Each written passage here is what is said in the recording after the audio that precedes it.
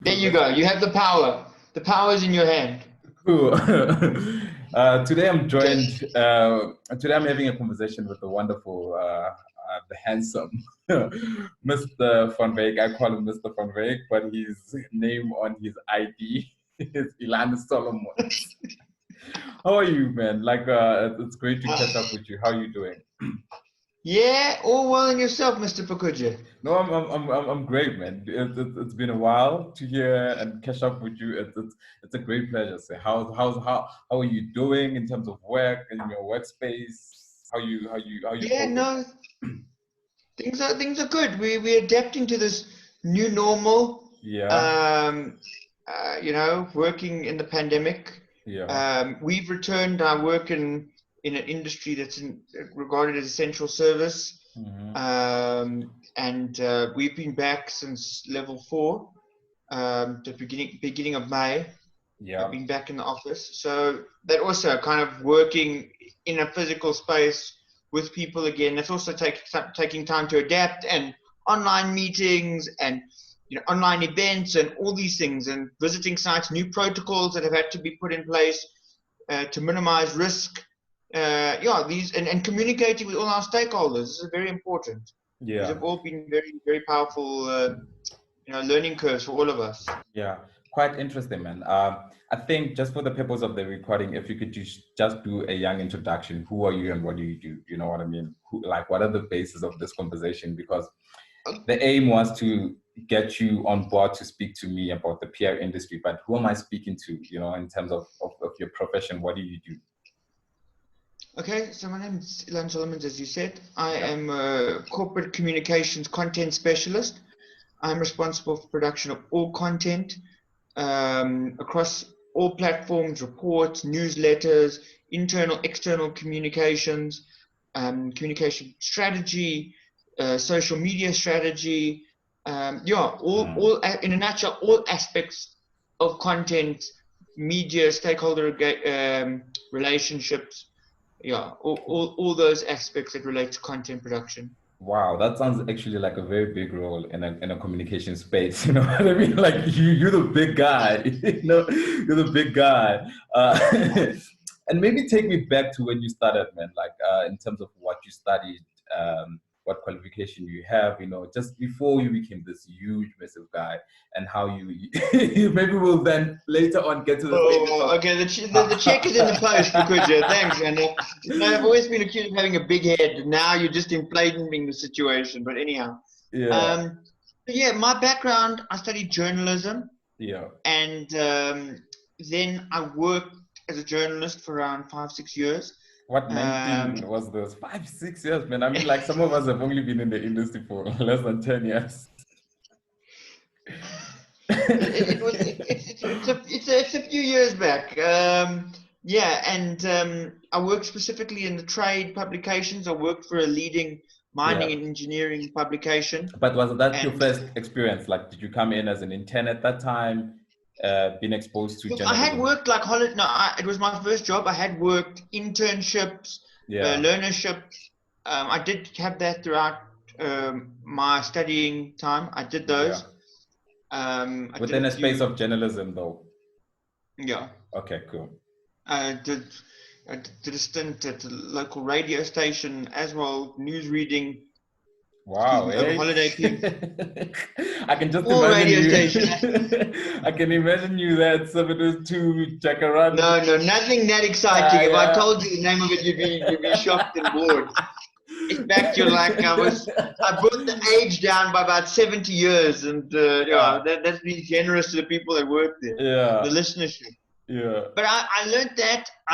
I did some work. I did a lot of community writing news for a online newspaper yeah. that we had. But then I got my grounding, my first proper job, Mm, full-time job, I should say, was in a trade publication yeah, specializing in mining and engineering. And that kind of grounded me and kind of focused me yeah, in a particular way, and I got to develop a large insight, a deep insight into these industries. I mean, that's when I say mining engineering is broad. IT, agriculture, Exactly. you know, construction. It's broad. So I really learned a wide variety of topics. And I actually got to learn, because it was a technical publication, I always had to understand Yeah. to a less or greater extent, you know, what I was writing about. So, yeah. So that was from the journalism side. So that's where And you. then, yes, sir. Sorry. So that's where you actually started. Yes, But that's just before you get into details of how you moved up the rank and how you became this big guy, looking at what's happening today with COVID-19, the unemployment rate in South Africa, man, it's massive. It's huge. It's actually sad. You know what I mean? Like every yeah. time there is like lockdown level 4, level 5, and any other lockdown, man, you think of jobs and the economy first. You know what I mean? And it's sad times. So I want you to speak on the importance of doing like your small jobs while you study. Like you mentioned that you were like doing like your small internship jobs. Obviously, I'm assuming they didn't really pay much. You know what I mean? And a lot of What's that? What's that? yeah, a lot of students. And what do you mean? You're lucky if you got a cold drink at the end of a night for covering a dog show. What are you talking about? But yeah, which is another matter entirely about unpaid internships. To be honest, because it does disadvantage people that don't have resources. Yeah. But it was important. It was crucial. I just wanted to get a foot in the door. Yeah. You know, to do that, get experience, show that I had done. You know, not just writing from yourself and what you do in school and throughout your early years is very different to when it comes down to putting together an article. Yeah. And what's considered news and what's considered not. Yes. That is crucial. I was fortunate. I pushed very hard to get those opportunities. I also used one's network. I think that's also important. I think I'm, you know, trying to within my community, the area that I lived. I pushed from very early on. I also got support from the institution that I studied at because I did well in terms of my grades. They also helped to get places. But yeah, that did help. Okay, and then let's talk passion. Was writing something that you were really passionate about? Did you always write, you know, growing up? Did you ever think that you'd be No, I did. in that space of journalism, you know? I mean, like, I did always. I'm imagining someone who writes the way you ask a girl out as letters, you know, all you do is letters after letters after letters. From moving to that type of writing, you know, which was all romantic and all of those things, and then you move into a space of journalism, which is quite very different. And speaking about like you writing in a technical space, you know, Yeah. How do you put that passion behind it? If it was a passion thing, or if you woke up one morning and you decided you want to study journalism. Yeah, look, I think passion. Obviously, you have this for writing and transitioning, but then we have to be careful here. You have a passion for writing, but then you also have your job responsibilities. Yes. I'm not going to pretend that every time I wrote an article, especially in like the technical sphere, every time I wrote about a pump or a valve or a new mine shaft that was exhilarating. Yeah. You also have to be careful here, is that your job and your passion, you know, you say if you love your job, you know, if you love what you do, you never work a day in your life. I think we have to be careful about that because that's a lot of romantic. I think we have to be careful about that romanticizing things. Let me actually tell you something. Let me tell you something. Just before you, sorry to interject there. Just before you go a little bit further there. So they say that if you love something, if you love your job, you never have to work a day in your life. I always say that that is how do I say this without what correct words do I use? That is not correct. A fallacy. Yes, you know what I mean? Because I say if you love what you're doing, you're going to work all day, you're just going to put in so much work on it because you love what you do. You know what I mean? Yeah. Even though, but I do think. Okay, sorry. No, I agree with you entirely. I think that I always tried, and I think this is part of any job, not just journalism, Make it interesting for you. Again, you craft the story. You want people to read it, right? So make it as interesting, but at the same time, make it interesting for you, but also know your audience. Yeah. What you may find very interesting may not be as interesting to an engineer. Yeah. They want to know the hard technical bits, and you may want to know more of the socio-economic, like the social side of things. Yeah. So No, that's it's true. finding that balance, that sweet spot. Make it interesting. Try and make it, of interest to you. Yeah. But find that balance. Also, we have to be careful. People shouldn't be like deluded that you don't feel that it's not for you. And ultimately, we're adults. We work. Not every day is sunshine and roses. Not everything's going to inspire you. Yeah. I mean, look, I know in Pukuje's world, it's always sunshine and roses. So I mean, he's an employee 101. Yeah. I'm sure his bosses are listening, and I can tell you that, no question. Wow. I had the privilege of working with him. I know this man. You had to pull him out of the office. So, but yeah, that's a separate story entirely. His show will be on a different time. But let's let's make the conversation a little bit interesting. Moving from a space of journalism, you know what I mean, and going into an agency. Now, you are the guy that's now busy behind a journalist. You are the guy looking for that interview behind the journalist, and you're no longer a journalist. So you literally switch roles. How does that happen, man? Like that, what we call it when I said I was changing, we call it going over to the dark side. Yeah. So this is what that was regarded.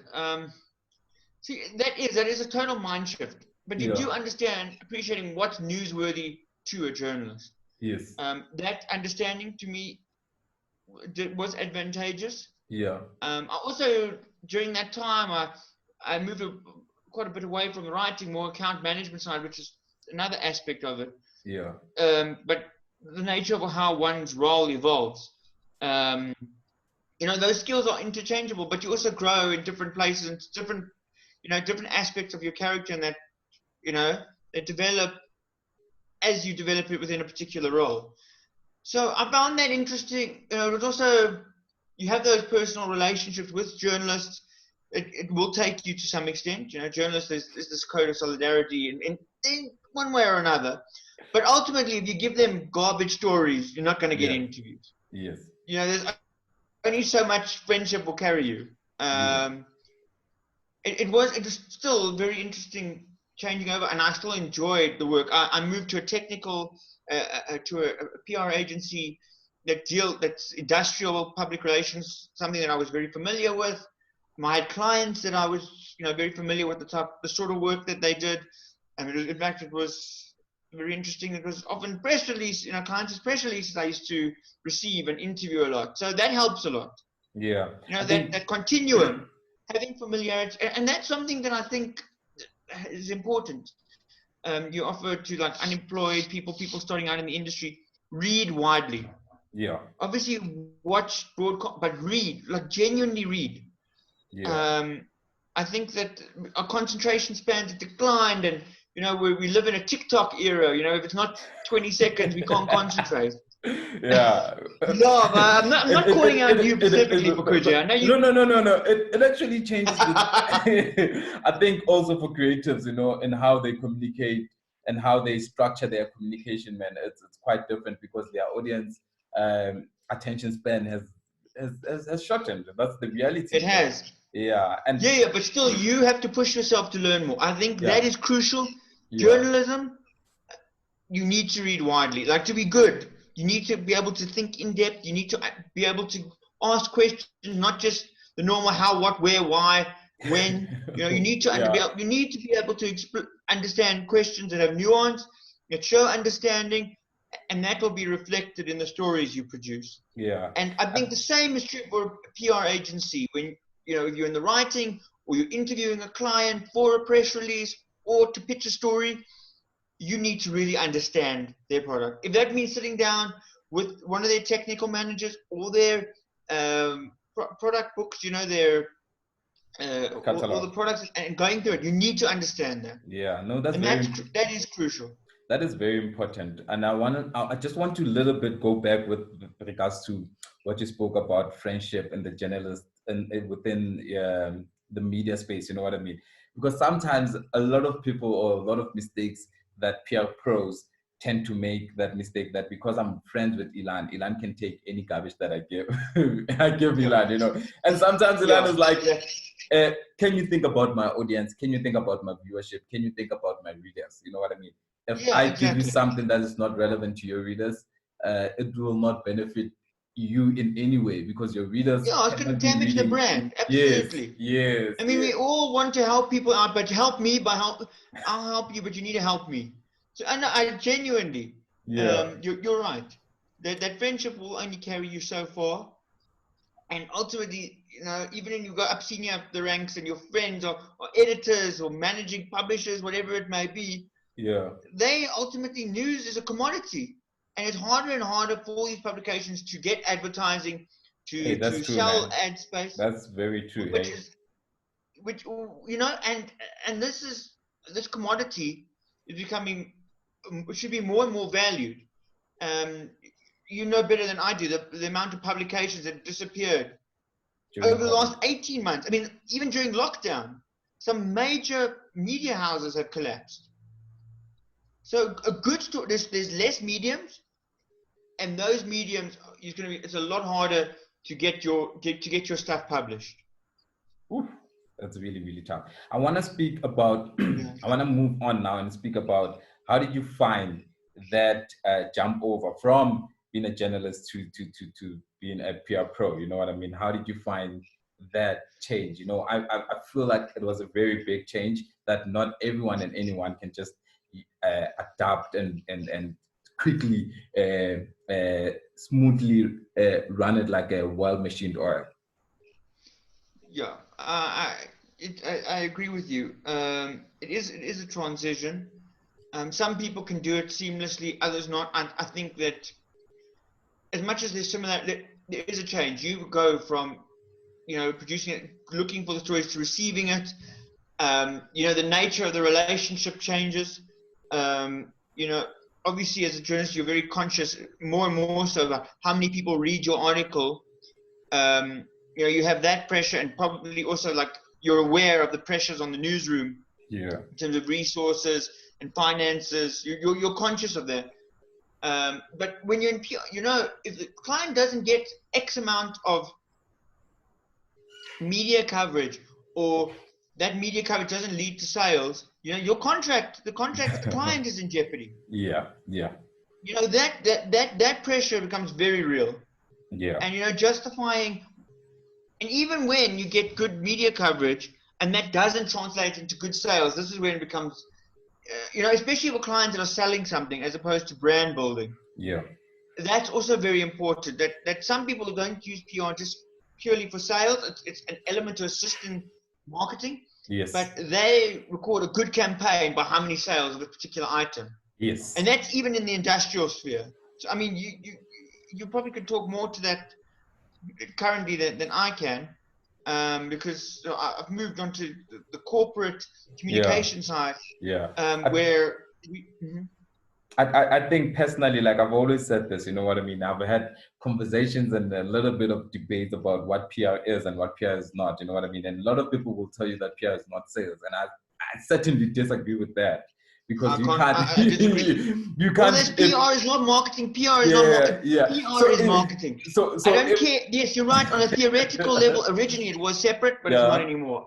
Yeah, I'll disagree. because I really feel if you're putting money behind PR and it's not bringing in any sales whatsoever, then there is no use on keeping that thing because it's just an expense to you, you know, as a business and as a Exactly. corporate. But I want, sorry, Just an ego boosting tool to how many yeah, media clips you get. yeah, yeah, yeah. I And I think want, it's a terrible thing to say, and I really hope that clients that hear this don't like, oh well, am I actually getting return on investment?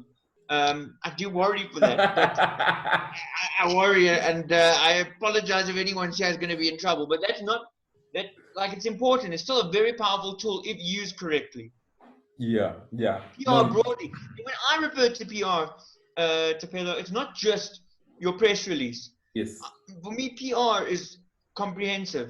yes, It's your traditional press release, it's your social media, it's your online it's your online platforms that you use on Quite. you know, conferences. I think that's all part of PR, and that's Uh, something that's very important. Yesterday I just had a conversation with actually a buddy of mine, and I said, how do you have PR cannot exist without digital, without marketing. Yeah, They coexist, those things, you know what I mean? In yeah, this day and age, you can't be saying I'm a PR agency. You know, you need to be like an all-rounder, just like you. yeah. You know, I really look at you and I say Ilan is an all-rounder. If someone can move from being a journalist to being a PR pro, and now to being a corporate. Like, I mean, corporate approach us PR pros to get them coverage by journalists. And you've been in that, you know, the whole circle, man. You've been a journalist, you've been a PR pro, now you're in a corporate space, you know, and that is big ups, man. I think you Thank one you. hell of a hyena, man. When we say we've got a hyena, Look, we're we're speaking. still on that path. I mean, I've Yeah, only been in the corporate side for just over a year, and I'm yeah. still learning a lot. But you're doing quite And well, I must say. I must say you're doing thank quite you. well. You're doing very well. I can tell you're just doing well, man. The conversations that I have with you, I remember you explaining to me that I think your first week at work, you had to do some presentation or something. And I was like, yeah, Ilan is a killer, man. I've always known that you, man, you're the hunter, man. You're that one Yeah, hunter no, look, you that still have goes to wing it hunting. a lot. I mean, You're that one hunter that goes hunting with one bullet and comes back with 5 cows, and we're like, yeah, yes, that I yeah, took from the other hunters that left it behind after they had done. You see, sometimes being strategic, it's not using that one bullet. yeah. Okay, um, just to close off the conversation, so I think much appreciated for your time, and just maybe your final thoughts. You know, for more particularly, more importantly, for students that are or unemployed graduates that are trying to find employment in the space of communication, in the space of PR, what can they expect, or just any other thoughts that you think you can just give them a word of advice? so look, I want to that they must stay positive. It's important. Yeah, You know, keep pushing, keep doing what you can. But look, I'm not going to sugarcoat. It's tough out there at the moment, especially those going to journalism at the moment. The publications are under a lot of pressure. Those cadet programs are disappearing or decreasing hugely. Um, you know, that is a worry for journalists that are going up there. I think also PR and marketing firms are under similar pressures. I think COVID has taken a lot of bottom out of the marketing and PR industry in terms of expenditure. I don't know anyone, PR friends, that hasn't had a huge cut in their budgets. And I think the same is true for corporates as well. Corporates are also looking to see how things go. A lot of conservation of funds and looking to like a post-COVID world. Again, we need to as you know, communication professionals explain to our, whether it's companies, clients, the importance thereof of marketing their brand. You know, why it's important to maintain their position, their market position, and not retreat entirely. Um, so I think that's still important. But what I can say is this: we are seeing new platforms that are coming up. I mean, List itself. I mean, you're starting a blog here, this vlog, whatever you want to call it. People are blogging. People are creating new platforms using social media to greater extent. You know, build your brand. Try as much as possible to build your network within your communities, and when I mean communities, your friends, yeah. church groupings, you know, broader social circles, and yeah, just keep at it, keep at it. Um, it is tough out there, um, and you know what? The truth is, sometimes in life, like my journey at least, there's a lot of luck involved. I Yeah, could easily have been someone else talking to you. Quite honestly, they could have gone up this path. I had many reservations until I got this position, and things can change very quickly at any given time. You know, so yeah, just keep pushing, and yeah, just try and adapt as best as possible. I know sometimes I struggle. Things change very quickly. Don't always bring on some solution because it's popular. See if it is relevant to the path you want to choose, to your client base, to your company. This is where it becomes important to weigh up these things. I think that that's from my side. Just keep pushing, keep learning, keep trying to do even these small online courses. I've been doing a lot of them. You have them over LinkedIn, and there's all these free Udemy courses. It helps. But if you can get your foot in the door, really to try and take as much of the advantage as you can within your sphere, and try and learn. I guess that's my message. Just keep learning, try push, but also don't like. I think sometimes for me as well, that sometimes you'll do something and you get very, very disappointed, despondent because it doesn't lead somewhere. Yeah. I think failure is just as important as success. Knowing where you went wrong is just as important a lesson. Yeah, I mean that's very true. You know, I really think they should just keep a positive mind, man. I think that's one of the key things. You know, even under tough economic times, I think the mindset is very important. It's a very important a tool. If you think positively, man, anything is achievable. You know what I mean? You keep on knocking on those doors. You don't give up. Giving up is never an option. And I really do hope that they get the opportunities and chances, you know, in the right time it will come, you know what I mean? Not every one of us will have like that good start, but I do think that in the right time with the right attitude, right network and community, man, I think it will be, it's an achievable thing. They should keep on knocking on those doors, never giving up, you know. I think it's also terrible and it's also painful receiving bad news that you didn't get the job, and can drain so much because a lot of these people go through a lot of CV preparation, a lot of looking for new ways of doing CVs, a lot of how can I strengthen my CV, and then they keep on getting rejection and rejection and rejection and rejection. It's even worse now because companies are retrenching, but we still there's some few that I'm still seeing that they're getting employment during COVID, you know what I mean?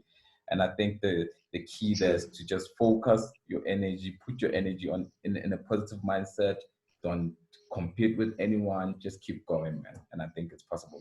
Mr. Ilan. I also think. Okay. I just think one last point. If you've got a minute. Yeah. Just I think also from our side, Thapelo, guys of us that are in the industry, where we can, we should offer mentorship. Yeah. And that doesn't, especially on someone send an email. What can I do better? What should I be able to do? I'm struggling in this particular area. How should I address it? I think that is crucial. That we also have the obligation. We may not be able to give guys jobs, or that, but as a minimum, we can at least give them guidance. Yeah. Genuine guidance, meaningful advice, suggestions, input, and support. I think that is an obligation that. And I think that's actually a way of to end of this conversation, man. That is so great. That's something that I've never thought of. Really, I don't want to lie to you. You know, in a space of mentorship in my professional capacity, you know, from a personal capacity, I do mentorship the young people there and there, but it's just general life skills and all of those things, you know. But I think what you've said is very important and it's very key, man. If there's anyone that can motivate them to keep a positive mind, it's us, that the ones that are in the industry. Yeah. Exactly. Agreed. Okay. Thank you very much, Mr. Ilan Solomons. I won't call you Mr. Wild. Mr. Wild, Mr. Wild Money Man Phukuje. And because I don't know the audience, I won't explain why. But anyway. Thank you. Thank you, sir. Thank you. Good luck to everyone out there. Best of luck for everyone who's looking for a new opportunity or a first opportunity. Best of luck to all of you. Thank you. Cheers, buddy. Cheers. See you.